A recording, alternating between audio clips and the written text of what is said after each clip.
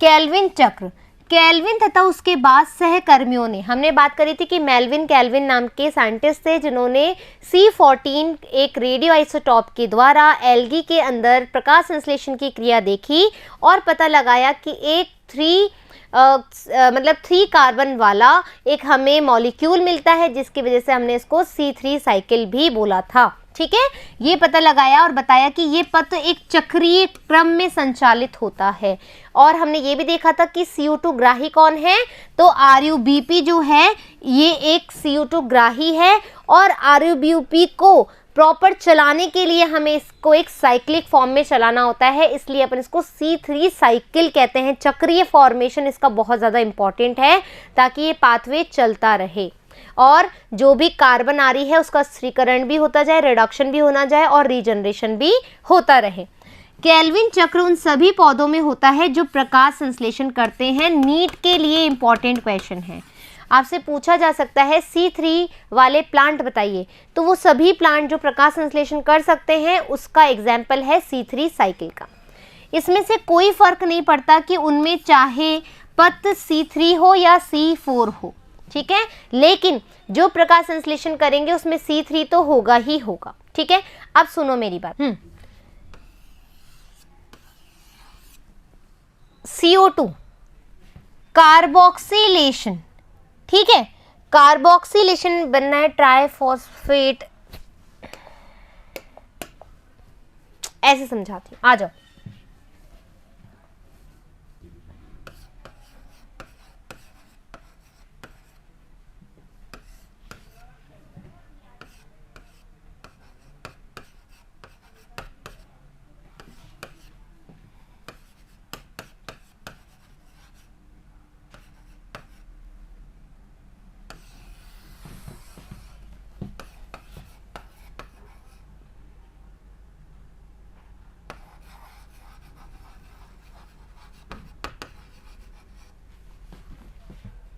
अब आप यही सोच रहे होंगे ना कि क्या हो गया,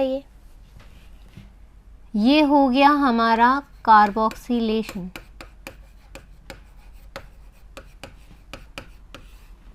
ये हो गया हमारा रिडक्शन और ये हो गया हमारा रीजनरेशन। ठीक है, क्या हुआ,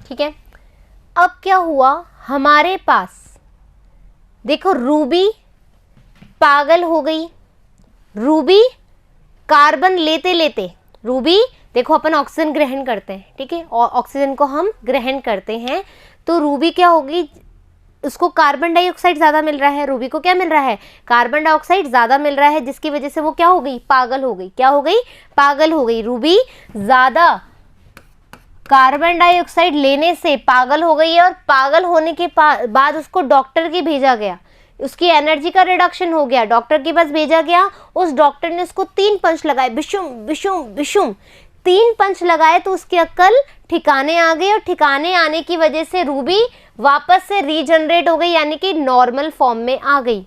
अब आप ये सोचोगे कि मैडम आप तो C3 साइकिल पढ़ा रहे हो या ये रूबी की कहानी बता रहे हो, तो जो रूबी की कहानी है एक्चुअल में ये C3 साइकिल है हमारा। कैसे, आ जाओ। रूबी यानी कि हम बोल रहे हैं राइबोलोज 1 बिसफॉस्फेट, रूबिस्को, ये क्या करेगा, वो एंजाइम है जो वातावरण से CO2 को ग्रहण करेगा। रूबी वो लड़की है जो वातावरण से CO2 को ग्रहण कर रही है, यानी कि कार्बोक्सिलेशन हो रहा है। रूबिस्को ने सबसे पहले स्टेप में अपना कार्बोक्सिलेशन किया, CO2 ग्रहण किया और वो पागल हो गई। पागल हो गई दैट मीन्स कार्बोक्सिलेशन किया, 3-फॉस्फोग्लिसरेट बनाया उसने। क्या बनाया, 3-फॉस्फोग्लिसरेट। तो मैडम आपने तो 3-फॉस्फोग्लिसरेट नहीं लिखा, ये लो 3-फॉस्फोग्लिसरेट, 3-फॉस्फोग्लिसरेट, 3-फॉस्फोग्लिसरेट, ठीक है। रुबिस्को ने CO2 को ग्रहण किया, 3-फॉस्फोग्लिसरेट बना लिया, दैट मीन्स 3 पागल हो गई वो बहुत ज्यादा। पागल होने की वजह से क्या हुआ, उसमें अब 3-फॉस्फोग्लिसरेट बना लिया, तो यहाँ पर क्या हुआ, रिडक्शन हुआ, यानी उसको दवाइयों की जरूरत पड़ी। यहाँ कोई दवाई पड़ी, यहाँ कोई एनर्जी नहीं है, लेकिन यहाँ पर उसको दवाई, बाहर से दवाई लेने की आवश्यकता पड़ी। तो यहाँ पर क्या आएगा, तुम पूछ रहे थे ना मैडम ATP और NADPH का उपयोग कब आएगा C3 में, यानी कि अप्रकाशिक अभिक्रिया में। तो तुम्हें पता होना चाहिए यहाँ पर आएगी ATP की रिक्वायरमेंट, यहाँ पर आएगा NADPH molecule, 2 ATP molecule, 2 NADPH molecule, और ये जो होगा उसकी वजह से क्या होगा, देखो आ जाओ इधर, 3-फॉस्फोग्लिसरेट बन गया। अब रिडक्शन की अभिक्रिया होगी, रिडक्शन की अभिक्रिया किससे होगी, NADPH के द्वारा, NADPH के द्वारा। ये प्रोटॉन जाएगा और इस कार्बन का क्या कर देगा, रिडक्शन कर देगा। अब रिडक्शन होगा तो ATP की जरूरत पड़ेगी, क्यों, क्योंकि इसको 3 पंच चाहिए। पंच मारने के लिए एनर्जी की जरूरत हो रही है या नहीं हो रही है, एनर्जी की जरूरत हो रही है। तो 3 ट्राइफॉस्फेट, 3 पंच यानी कि ट्राई यानी कि 3, पंच का P यानी कि फॉस्फोग्लिसरेट, ठीक है। अरे ट्रायोस फॉस्फेट, सॉरी, ये मैंने तभी सोचा, ट्रायोफॉस्फेटेज, ठीक है। ट्रायोफॉस्फेट बना तो ट्री, ठीक है, ट्राई यानी कि 3 पंच मारे, तो वहां पर हमें पास NADPH और ATP की रिक्वायरमेंट होगी। NADPH as a reduction source, ATP as a energy source, get it. तो यहाँ पर क्या बना, 3 पंच मारे तो उसके पास क्या आ गया, ट्राइफॉस्फेटेज आ गया। अब इस ट्राइफॉस्फेटेज जैसे ही रिडक्शन की अभिक्रिया हुई, बच्चों रिडक्शन की अभिक्रिया में अपन को ये चाहिए, अब जब ट्रायोस फॉस्फेट हमारे पास आ गया तो क्या हो गया, वापस से हमें इस रूबी को एक नॉर्मल फॉर्मेशन में आना पड़ेगा ताकि इसकी जिंदगी सही चले। तो हमें क्या करवाना है, रीजनरेशन करवाना है। आ जाओ इधर, ट्रायोस फॉस्फेट आया, शर्करा स्टार्च का निर्माण हो गया, और वापस से ये जब क्या करेगा, वापस से अपनी फॉर्म में आएगी तो उसको ATP का निर्माण की जरूरत पड़ेगा। तो यहाँ पर ATP से ये ADP बना लेगी, क्लियर दैट, और किस में बदल जाएगी, वापस से नॉर्मल रूबी में। ये क्या हो गया तुम्हारा केल्विन साइकिल। तुम सोच भी नहीं सकते कि केल्विन साइकिल हमने यूं बातों में कर लिया। कैसे, रूबी को 3 बार पागलपन के दौरे आए, जिसकी वजह से 3 बार पंच मारना पड़ा, और 3 पंच मारने के बाद वो वापस से अपनी फॉर्म में आ गई, क्लियर दैट। कहाँ ATP की जरूरत पड़ी, कहाँ NADPH का पड़ा, कहाँ कार्बोक्सिलेशन हुआ, किसने ग्रहण किया, कौन सा मॉलिक्यूल बना, क्लियर दैट। अब आ जाओ पढ़ लेते हैं, एक बार स्क्रीनशॉट ले लो।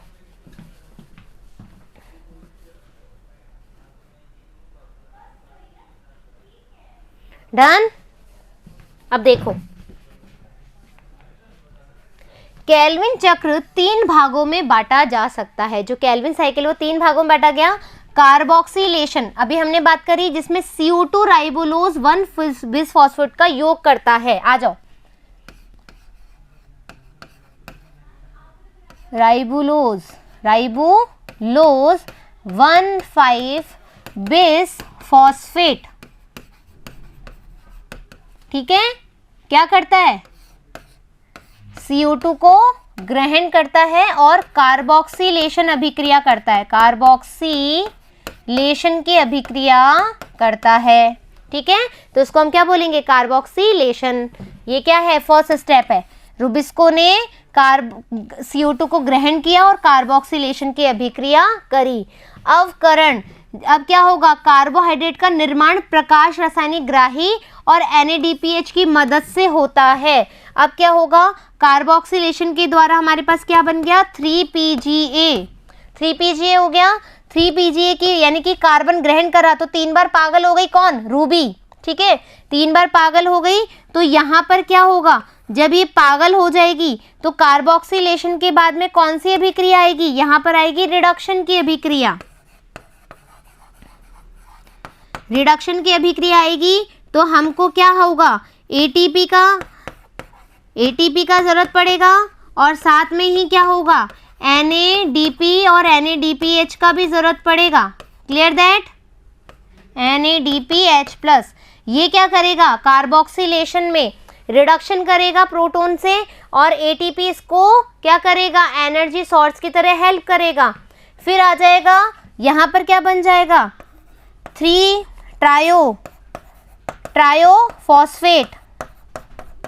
ट्रायोफॉस्फेट बना, तो जिसमें CO2 ग्राही राइबोलोज 1 फॉस्फेट से बिसफॉस्फेट का फिर से निर्माण होता है, तो इस चक्र को क्या कहते हैं। अब ट्रायोफॉस्फेट बन गया, 3 पंच मार दिए तो ये वापस से क्या होगा, रीजनरेशन कर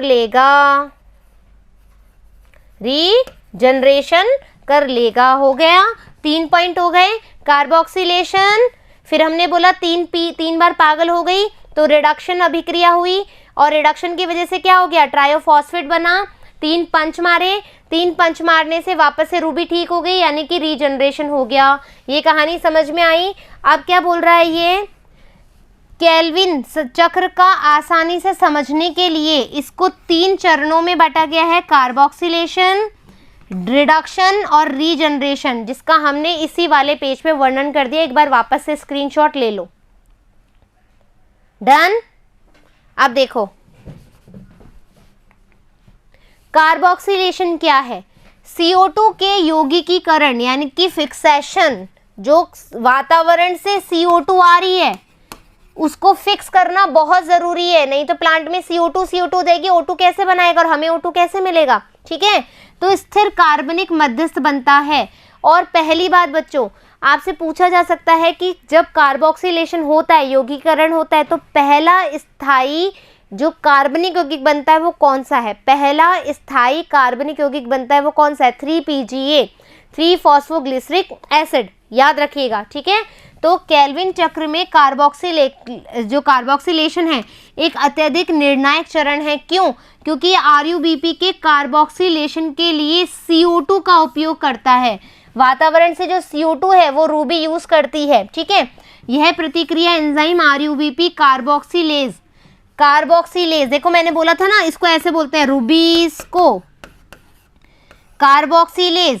ठीक है, इसमें कार्बोक्सिलेज की अभिक्रिया इसलिए CO2 को ग्रहण कर लेता है। कार्बोक्सिलेशन की अभिक्रिया होती है, इस वजह से ये इसको CO2 को ग्रहण कर लेता है, तो कार्बोक्सिलेज के द्वारा उत्प्रेरित होती है और जिसका परिणाम स्वरूप 3PGA स्थायी मॉलिक्यूल 2 अणु वाले, ठीक है, 2 अणु 3PGA बनता है। यानी कि कैसे बनेगा, इसने इसको ग्रहण करा और हमारे पास क्या आ जाएगा, रूबिस्को के बाद 2 अणु यानी कि 3PGA प्लस 3PGA, 1 अणु और 2 अणु, इस तरीके से 6 कार्बन वाला, 6 कार्बन हो गए, इसको तोड़ा। अब तुम्हें ये नहीं पता लगा कि मैडम 6 कार्बन वाला मॉलिक्यूल बना था तो उसको तोड़ने की क्यों जरूरत पड़ी, क्योंकि जो 6 कार्बन वाला मॉलिक्यूल था वो अस्थायी था, इसलिए हमने इसको 3 और 3 कार्बन और 3 कार्बन में बदला, इसको तोड़ा ताकि ये स्थायित्व रखे अपना। ठीक है, ये रीजन है, याद रख लेना। चूंकि इस एंजाइम में एक ऑक्सीजनेशन की क्षमता होती है, तो ये ज़्यादा उचित होगा कि जो रूबिस्को है, मतलब जो RUBP है, इसको हम क्या बोले, RUBP carboxylase oxygenase enzyme. RUBP को क्या बोल रहे हैं, कार्बोक्सिलेज ऑक्सीजनेज एंजाइम हम बोलेंगे, या फिर इसको हम क्या कहेंगे, रूबिस्को। क्लियर दैट, आई बात समझ में। अब रिडक्शन यानी कि अपचयन हो रहा है, तो प्रोटॉन आयन की आवश्यकता हो रही है। यह प्रतिक्रियाओं की एक श्रृंखला है और इसी वजह से क्या बनेगा, रिडक्शन की अभिक्रिया से ही ग्लूकोज बनेगा। याद रखिएगा, ये शर्करा का निर्माण होगा रिडक्शन की प्रतिक्रियाओं में जिसमें ग्लूकोज बनता है। पूछा जा सकता है इस चरण में प्रत्येक CO2 के अणु को स्थिर करके ATP के 2 अणुओं का, याद रखिएगा, ATP के 2 अणुओं का उपयोग फॉस्फोराइलेशन के लिए और NADPH के 2 अणु का उपयोग अपचयन के लिए। फॉस्फोराइलेशन के लिए तो ATP यानी कि एनर्जी प्रोडक्ट दे रहा है और NADPH के 2 अणु का उपयोग अपचयन यानी कि रिडक्शन के लिए दे रहा है, जो मैं ऑलरेडी बता चुकी हूँ। पथ में ग्लूकोज के एक अणु को बनाने के लिए इंपॉर्टेंट है ये पूरा ही चीजें। कितने अणु की जरूरत हो रही है पथ में? ग्लूकोज के एक मॉलिक्यूल ऑफ ग्लूकोज बनाने के लिए हमें क्या चाहिए? कार्बन के 6 अणुओं के यौगिकीकरण की आवश्यकता होती है, चक्रों की आवश्यकता, यानी कि 6 बार साइकिल भी चलता है। Clear that? आई बात, क्वेश्चन ऐसे ही आते हैं नीट में। कितने NADP की जरूरत पड़ी, कितने ATP की जरूरत पड़ी, क्यों पड़ी, कैसे पड़ी, कितने कार्बन की जरूरत पड़ी, कार्बन डाइऑक्साइड की कितनी जरूरत पड़ी, 6 बार, साइकिल कितनी बार चला, 6 बार चला, ताकि वो प्रॉपर बन सके। Clear that? ये याद रखिएगा।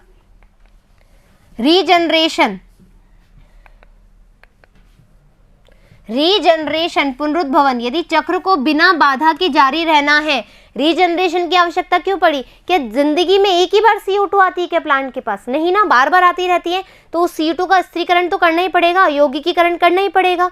उस यौगिकीकरण करने के लिए हमारे पास क्या होना चाहिए? RUBP ज़्यादा होना चाहिए। तो RUBP के निर्माण करने के लिए और उस साइकिल को नॉर्मल चलाए रखने के लिए हमें रीजनरेशन स्टेप की जरूरत पड़ती है। तो यदि चक्र को बिना बाधा के जारी रखना है तो CO2 ग्राही अणु RUBP का पुनरुद्भवन बहुत ही आवश्यक होता है, यानी कि RUBP बहुत इंपॉर्टेंट है। पुनरुद्भवन के चरण में RUBP के गठन हेतु एक ATP की आवश्यकता होती है। रीजनरेशन में कितने ATP चाहिए? एक ATP चाहिए। अब तुम्हें क्या करना है? तुम्हें उस चक्र को कितनी बार चक्र चलेंगे? 6 बार चक्र चलेंगे। कितने मॉलिक्यूल बन रहे हैं वो देखो और उससे गुणा करके ये बताना कि कितने ATP चाहिए, कितने NADP चाहिए और कितने CO2। ठीक है, ये मुझे आप बताएंगे। इसलिए केल्विन चक्र में CO2 के प्रत्येक अणु को प्रवेश के लिए ATP के 3 अणु, केल्विन चक्र में CO2 के प्रत्येक अणु के लिए 3 अणु चाहिए ATP के और 2 अणु चाहिए NADP के। अप्रकाशिक अभिक्रिया के उपयोग होने वाले ATP और NADPH की संख्याओं में अंतर ही, यदि NADPH और ATP समान संख्या में होंगे तो कभी भी चक्रीय फॉर्म में नहीं होगा। इसके एक चक्रीय फॉर्मेशन के लिए, क्यों? क्योंकि ATP हमें ज़्यादा बड़ा जरूरत, क्यों? क्योंकि हमें रीजनरेट करवाना था, उसको रिडक्शन थोड़ा ना करवाना था, रीजनरेट कराना, तो हमें एक और ATP की आवश्यकता पड़ी थी। अब अंतर होना ही फॉस्फोरिलेशन संपन्न कराने का कारण है।